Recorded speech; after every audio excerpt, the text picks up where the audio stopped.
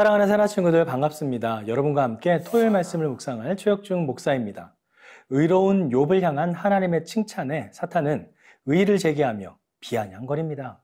하지만 하나님께서는 오히려 사탄에게 욥을 시험할 것을 허락하시는데요. 함께 말씀을 살펴봅시다. 오늘의 주제는 무너뜨리려는 자입니다. 오늘의 말씀은 욥기 1장 6절에서 12절입니다. 하루는 하나님의 아들들이 여호와 앞에 와 서 있는데 사탄도 그들과 함께 왔습니다. 여호와께서 사탄에게 말씀하셨습니다. 내가 어디에서 왔느냐? 사탄이 여호와께 대답했습니다. 땅에서 여기저기를 왔다 갔다 하다 왔습니다. 그러자 여호와께서 사탄에게 말씀하셨습니다. 내 종 욥을 유심히 살펴보았느냐? 땅 위에 그런 사람이 없다. 그는 흠이 없고 정직한 자로서 하나님을 경외하고 악을 멀리하는 사람이다. 이에 사탄이 여호와께 대답했습니다.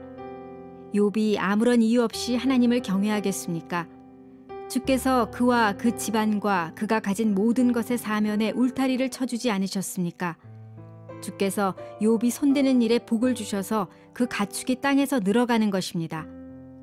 하지만 주께서 손을 뻗어 그가 가진 모든 것을 쳐보십시오.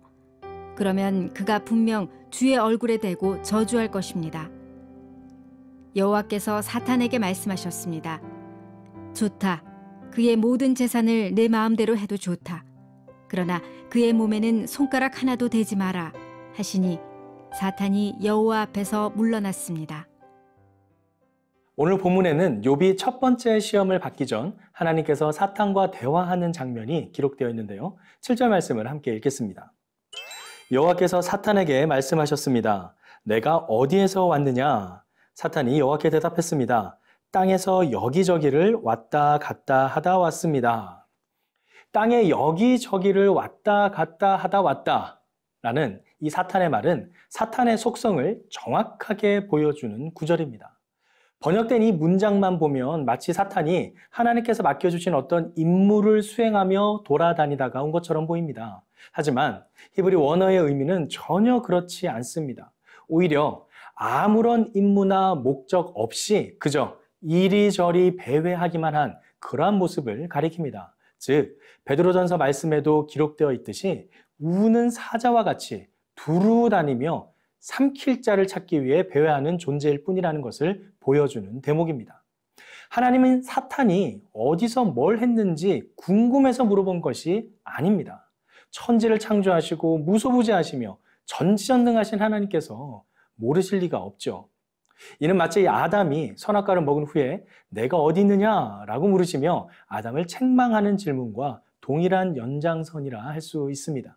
그럼에도 뻔뻔하게 자신이 여기저기 다녀왔다고 대답하는 그 사탄의 모습 속에서 우리는 사탄의 교만한 속성을 확인할 수 있습니다.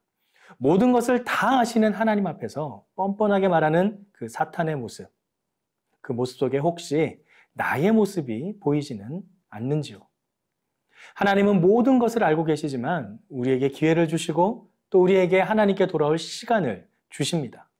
바로 지금이라고 생각된다면 돌아가십시다. 지금도 하나님은 우리를 기다리고 계십니다. 이제 하나님께서는 그렇게 뻔뻔하게 교만한 사탄에게 의로운 욥을 소개합니다. 8절 말씀입니다. 그러자 여호와께서 사탄에게 말씀하셨습니다. 내 종 욥을 유심히 살펴보았느냐? 땅 위에 그런 사람이 없다.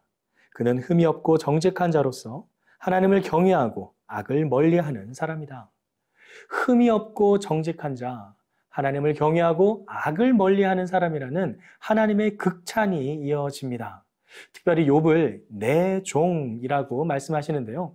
성경에서 하나님의 종이라는 표현은 매우 특정한 사람들에게만 제한적으로 사용된 표현입니다. 가령 아브라함, 이삭, 야곱, 모세, 다윗, 이사야, 수룹바벨에게 이 표현이 쓰였는데요.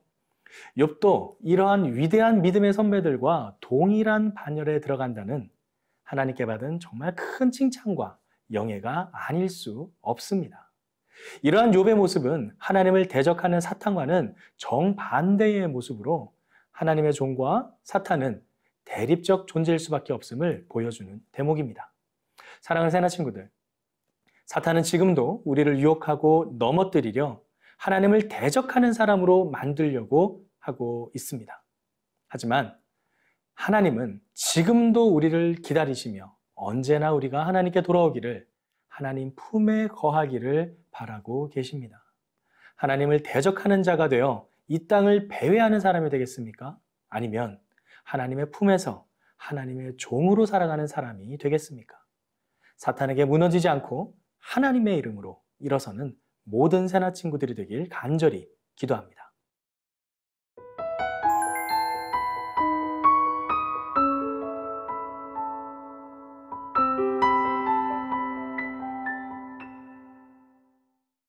욥을 향한 하나님의 그 칭찬에 사탄은 비아냥거리며 하나님이 복을 주시니 그런다고 욥을 평가, 절하해 버립니다. 11절 말씀입니다. 하지만 주께서 손을 뻗어 그가 가진 모든 것을 쳐보십시오. 그러면 그가 분명 주의 얼굴에 대고 저주할 것입니다. 욥이 가진 재산이 모두 사라지면 그가 분명 하나님을 저주하며 돌아설 것이라고 이야기합니다. 이에 하나님은 사탄에게 이렇게 말씀하시죠. 12절 말씀입니다. 여호와께서 사탄에게 말씀하셨습니다. 좋다. 그의 모든 재산을 내 마음대로 해도 좋다. 그러나 그의 몸에는 손가락 하나 대지 마라 하시니 사탄이 여호와 앞에서 물러와 났습니다. 욥의 몸은 손대지 말고 재산만 마음대로 하라고 말씀하십니다. 사탄이 할 수 있는 그 범위를 제한하고 그 한계를 정해주신 것입니다. 이 세상은 선과 악이라는 이분법으로 이 두 가지 가치가 마치 대등하게 대립하는 것으로 이야기를 하곤 합니다. 하지만 실상은 전혀 그렇지 않습니다.